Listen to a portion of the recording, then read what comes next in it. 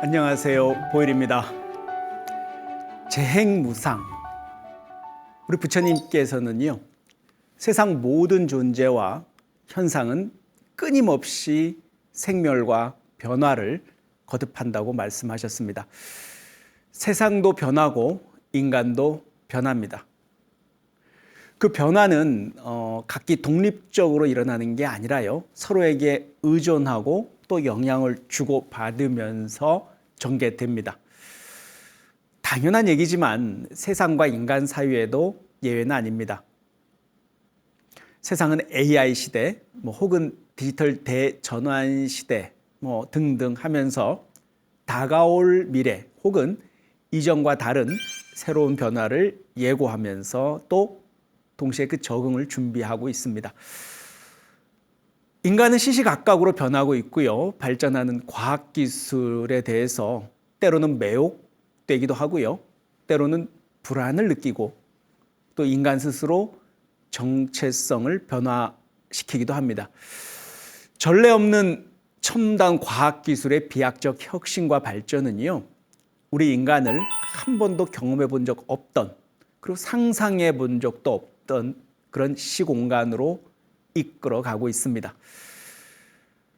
그 속에서 과연 인간은 여전히 우리 전통 시대의 어떤 가치관, 이런 가치관을 고수하면서 살아갈 수 있을까요?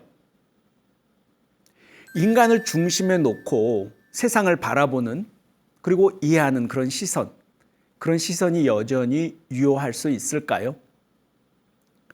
우리 인간만이 주체다, 이렇게 해서 주체로서의 지위를 가질 자격이 있는 걸까요? 만약에 새로운 관점이 요구된다, 새로운 시대에는, 그러면 그 내용은 어떤 내용이어야 될까요? 이렇게 새로운 시대에 새로운 인간상이 등장하게 되는 어떤 배경이 되기도 합니다. 여러분, 여기 영상에 보이는 부분은요, 영국의 로봇 과학자 피터 스캇 모건 박사입니다. 이 피터 박사는요, 우리 인간과 기계의 경계를 허물고 어떤 자신을 사이보그로 변신시켜서 자신의 불치병과 싸우려는 사람입니다. 그는 이른바 운동신경세포병을 앓고 있는데요. 불행하게도 신체 기능을 잃어가고 있지만 이렇게 첨단 과학기술을 활용해서 삶을 연장하고자 합니다. 흔히 루게릭병으로 알려진 병이죠. 운동신경세포병. 이 병은요, 신경세포가 서서히 파괴되면서 근육의 기능을 잃게 만드는 병입니다. 이 신체의 많은 기능을 잃게 되지만요, 이 피터 박사는 이 질병을 극복하기 위해서 과학기술을 활용하고 있습니다. 앞으로 얼마 살지 못한다는 진단을 받게 되고 나서 그의 병이 급속히 진행되면서요, 이미 다리와 팔의 기능이 상실됐고 결국에는 식사, 일상적인 호흡조차 어려워질 것으로 이제 예상되었었습니다. 이 피터 박사는 그런 일이 생기기 전에 자신의 모든 장기를 기계로 교체하기로 결심했고요. 그 과정에서 랜선을 통해서 급식하고 영양을 공급받고 또 목소리가 안 나올 걸 대비해서 인공 목소리를 사용해서 소통하는 것을 대비를 했고요. 또 그리고 하이퍼 리얼리틱 아바타라 그러죠. 아바타라는 디지털 휴먼을 만들어서 그 자기하고 똑 닮은 표정을 대체하는 그런 기술을 도입해서 도움을 받고 있습니다. 이러한 변신은 피터 박사가 단순한 인간을 넘어서서 사이보그가 되는 과정이라고 할 수 있는데요. 피터 박사 자신도 이렇게 점점 기계로 대체되어 가는, 새롭게 탄생되어 가는 자신을 피터 2.0이다 이렇게 부르기도 했습니다. 피터 박사는 그의 사이보그, 그러니까 피터 2.0이 자신의 목소리와 감정을 담을 수 있는 AI를 통해서요, 피터의 정체성을 유지하고자 했던 거죠. 피터는 점점 완전히 사이보그로 변모해가는 과정은 거쳐왔는데요. 안타깝게도 지난 2022년 6월 평화롭게 세상을 떠났습니다. 또 다른 사례를 한 가지 더 들어보겠습니다. 지금 보시는 영상에 등장한 인물은요, 세계 최초의 공인 사이보그다, 이렇게 불리우는 분입니다. 네일 하비슨이라는 예술가인데요. 이분은요, 색상을 볼 수는 없지만 소리로 색을 듣는 능력을 지닌 인물이라고 합니다. 지금 머리에 꽂혀 있는 이식된 그의 안테나, 이 안테나가요, 색의 진동을 음으로 변환해서 세상을 색으로 인식할 수 있게 해준다고 합니다. 이것은 안테나와 칩을 머리에 이식하는 수술을 통해서 가능해졌습니다. 이 기술을 통해서요, 그가 예술과 음악에서 어떤 새로운 가능성을 발견하도록 도와줍니다. 이 하비스는 자신의 경험을 예술 프로젝트를 통해서 사회와 공유하고요, 그리고 인간의 감각을 확장할 수 있는 방법을 제시하려고 시도했습니다. 네일 하비스는요, 기술과 자연의 재연결 또는 인류가 우리 스스로의 본질을 바꾸는 게 필요하다, 이런 주장을 하고 있습니다. 그 하비슨의 선택은 기술이 인간의 감각과 이 예술적 표현을 어떻게 변화시킬 수 있는지를 보여주는 중요한 시사점을 제공하고 있습니다. 최근 몇 년 사이에 여러분 아시다시피 AI 기술을 비롯한 과학기술의 비약적 혁신이 우리 인간과 기계의 어떤 관계 설정에 관한 트랜스 휴머니즘 혹은 포스트 휴머니즘 담론이 급부상하고 있습니다. 아마 요즘 가장 뜨거운 철학이라고 할 수 있는데요. 트랜스 휴머니즘과 포스트 휴머니즘, 이 논의는요, 우리에게 익숙한 개념인 휴머니즘이라 그러잖아요. 우리의 인본주의를 넘어서려는 시도라고 할 수 있습니다. 아마 기존에 익숙한 전통적인 휴머니즘, 그러니까 인간 중심적 세계관으로는 이 현재와 미래의 기술 그리고 인간의 관계를 정립하는데 이제 한계가 있다, 이런 진단을 하는 거죠. 이제 기술은요, 과거처럼 단순한 도구가 아닙니다. 여러분이 들고 다니시는 스마트폰처럼 인간 활동의 전제 조건이 되고 있는 거죠. 아마 여러분들 스마트폰 한 하루라도 없으면 아마 상상하기도 싫을 겁니다. 이 이름에서 알 수 있듯이요, 이 트랜스 휴머니즘의 트랜스 휴먼, 앞에 이 트랜스라는 것은요, 현재 인간에서 변화된 인간을 의미하고 있습니다. 그리고 포스트 휴먼에서 포스트는요, 그 변화된 인간 이후의 존재를 의미한다고 할 수 있겠습니다. 지난 시간에도 등장했던 그 옥스퍼드 대학교 철학과 교수 닉 보스트롬에 따르면요, 포스트 휴먼은 그 기본 능력이 현재의 인간 능력을 과도하게 넘어서서요, 우리 현재의 기준으로서는 더 이상 우리 같은 인간이라고 부를 수 없는 미래에 가능한 존재다, 이렇게 정의하고 있습니다. 현재 인간이 과학기술의 도움을 받아서 트랜스 휴먼이 되고 그 다음으로 포스트 휴먼 단계로 진입한다고 볼 수 있습니다. 인류가 요즘처럼 AI, 나노 테크놀로지, 바이오 기술, 이런 기술들을 통해서 차원이 다른 수준의 우리 어떤 정신적, 신체적 능력으로 우리의 능력을 향상해 간다면 그 존재를 여전히 우리의 전통적 고유한 의미의 인간, 우리와 같은 인간종으로 볼 수 있을지, 만약 다른 종류라면 또 그들과 어떻게 관계를 맺어야 하는지에 대한 문제입니다. 이렇게 기술을 통해서 우리의 인간의 정신과 신체를 보다 향상된 어떤 생물학적인 기체로 일종의 업그레이드를 추구하는 사람들을 이른바 트랜스 휴머니스트라고 합니다. 단순히 우리 인체의 장기를 보조하거나 어떤 대체하는 수준을 넘어서서요, 유전자 과학 기술이나 이런 생명공학 기술을 적극 활용해서 아예 초월적 수준의 운동 수행 능력, 정신 능력을 구가하려는 생각에 동조한다고 할 수 있을 겁니다. 우리 주변의 전통적 시선에서는요, 우리 부모로부터 물려받은 생리적이고 자연적인 신체에 뭐 어떻게 인위적으로 테크놀로지를 뭐 기술을 통해서 변형 혹은 변용을 시도하는 것 자체가 받아들이기 어려울 수도 있습니다. 자주 인용되는 특이점이 온다라는 책의 저자이자 뭐 구글의 기술 이사를 역임했었죠. 그 레이 커즈와일은 이렇게 말합니다.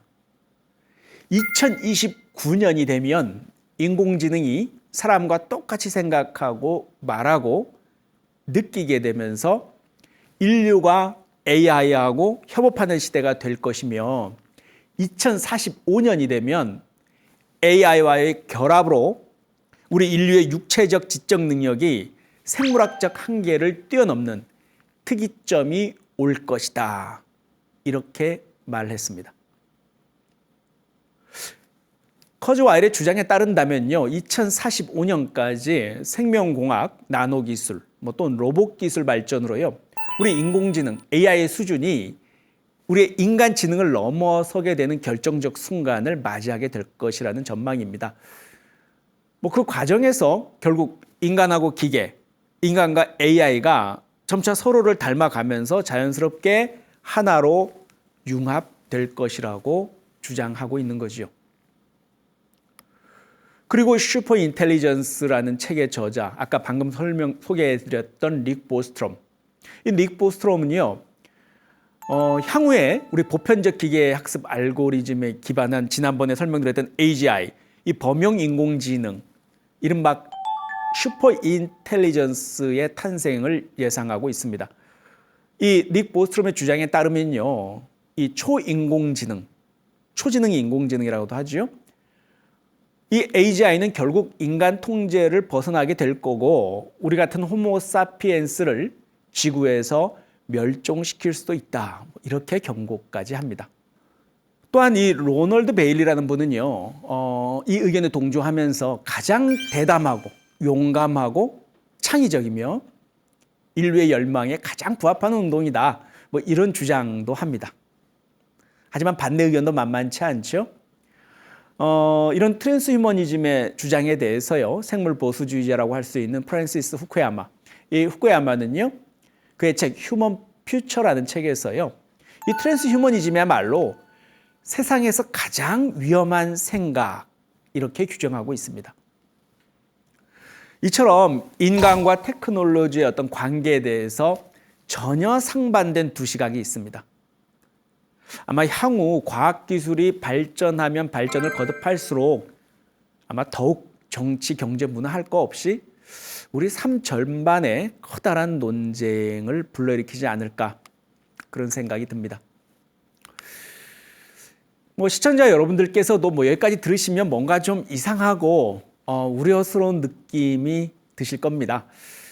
그래서 이 트랜스휴머니즘과 포스트휴머니즘에 대해서 냉철하게 객관적 거리를 두고 분석하는 비판적 휴머니즘이 등장합니다. 사실 트랜스휴머니즘, 포스트휴머니즘 모두 전통 개념인 휴머니즘, 인본주의라고도 하죠. 이 휴머니즘을 극복해서 새로운 인간 이해, 또 새로운 형태의 인간과 기계의 관계 설정을 모색하는 담론이라고 할 수 있는데요. 하지만 어떻습니까? 최근 많이 언급되는 인류세로 대변되는 인간이 초래한 어떤 지구 환경 변화, 이 지구 환경 변화라든지 이러한 다양한 도전들을 직면해서요, 인간 행위자들, 또 인간 아닌 행위자, 이 둘 다와 우리가 맺는 상호작용의 기본 신조 자체를 이제는 지구 행성적 규모로 다시 한번 생각해 보자.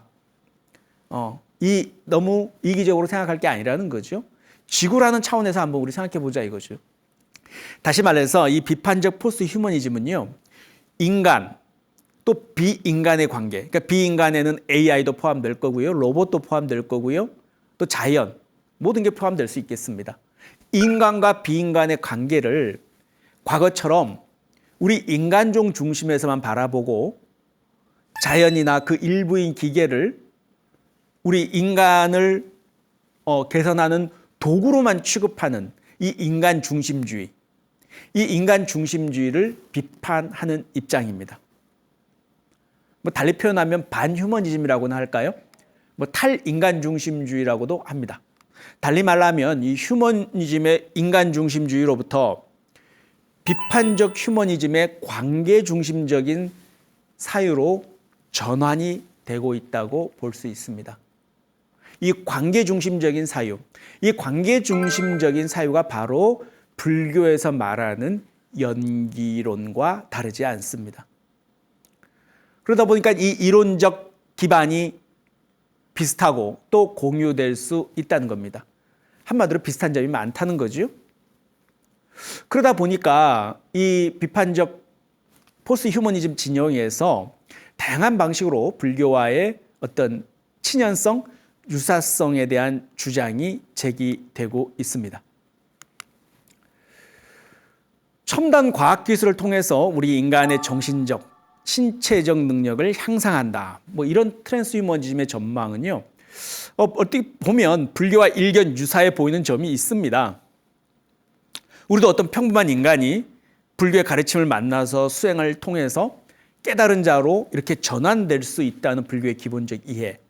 이런 불교의 기본적 이해가 트랜스 휴머니스트들이 볼 땐 그런 겁니다. 뭐 사실 방법만 다를 뿐이지 우리 인간을 향상시킨다. 뭐 이런 점에서는 크게 다르지 않다. 뭐 이렇게 보는 거죠.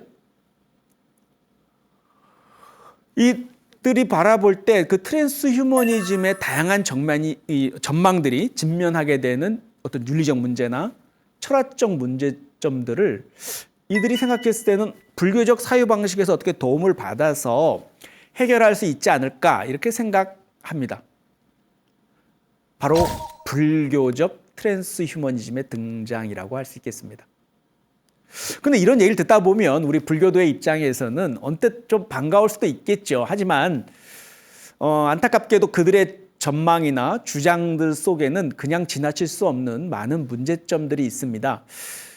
바로 이게 불교가 오늘 주제인 트랜스 휴머니즘이나 포스트 휴머니즘 담론에 가만히 앉아서 지켜볼 수만은 없는, 또 적극적으로 이 담론을 제기할 수밖에 없는 이유 중에 하나라고 할 수 있겠습니다.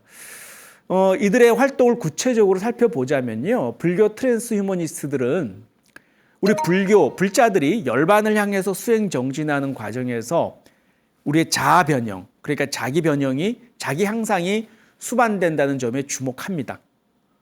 뭐 명상을 통해서 자기 변형, 향상을 꾀하는 우리 불교 수행자들의 모습이 뭐 불교 트랜스 휴머니스트들이 봤을 땐 뭐 우리 편이다, 사상적 우군을 얻었다고 뭐 생각하는 듯하기도 합니다. 이들의 어떤 일군의 불교 트랜스 휴머니스트들 중에서 대표적으로 제임스 휴즈라는 분을 들 수가 있습니다.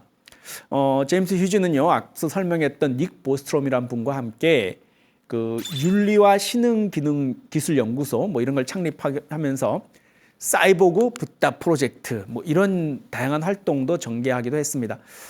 이 프로젝트는요, 불교의 다양한 명상법이 있는데요, 이 첨단 과학 기술 간의 어떤 영향 관계를 주로 다룹니다. 뭐 구체적으로 뭐 신경과학, 뭐 또 신흥 신경 기술이 개발된 기술들이 있다면 행복이나 뭐 영성, 또 뭐 도덕적 행동, 또 명상, 뭐 황홀한 정신 상태에 미치는 영향, 뭐 이런 관계들을 토론하는 것을 촉진하는 것을 목표로 합니다.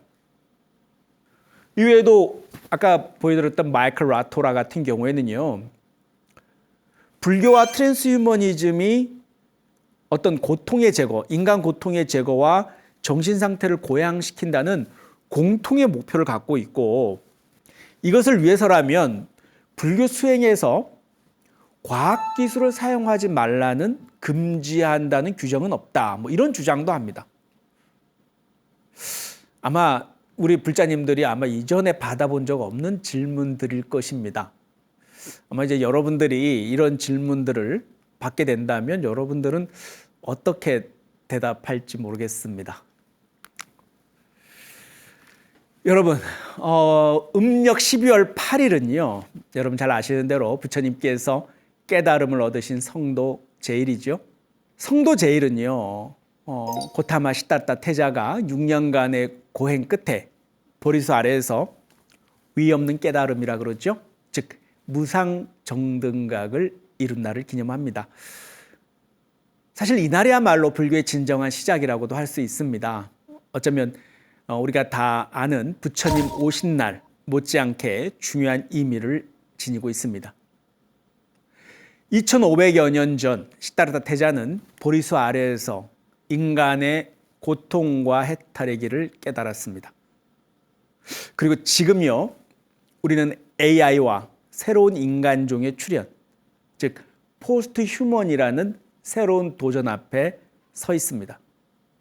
우리 부처님께서는 인간의 모든 고통이 집착에서 비롯된다고 보았습니다. 오늘날 우리가 기술을 통해서 우리의 육체적 고통을 극복하려 하지만 과연 이것이 붓다가 말한 고통에 대한 근본적인 해결책이 될 수 있을까요? 붓다의 깨달음은 단순히 고통으로부터의 해방만을 의미하지는 않습니다. 그것은요, 모든 존재와의 연기성, 즉 상호 의존성을 깨닫는 것이었습니다.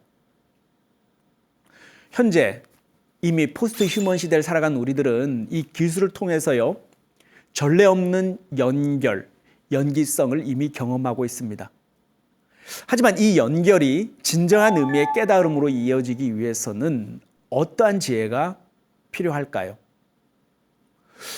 오늘날 우리가 인간의 한계를 뛰어넘어 보려는 포스트 휴먼의 도전, 그리고 인간의 본질을 꿰뚫어 보려 했던 부처님의 가르침 사이에서 중요한 접점을 발견할 수 있습니다. 차이점이라고도 할 수 있겠고요. 포스트 휴먼이 외면적으로의 확장을 꿈꾸는 것이라면 붓다는 내면을 향한 수렴을 의미한다고 볼 수 있습니다. 포스트 휴먼이 밖으로의 변화, 마음 밖으로의 더 많이, 더 좋은 변화를 추구한다면 붓다는 마음 안으로 더 깊이, 더 고요하게 들여다보는 것을 권하고 있습니다. 부처님의 깨달음이 오늘날 우리에게 주는 의미가 뭘까요? 포스트 휴머니즘 시대를 살아가는 우리에게 이 성도 제일은 단순한 기념일이 아니라 미래를 향한 새로운 통찰의 기회가 될 수 있을 것입니다. 함께 해주셔서 감사합니다. 성불하십시오.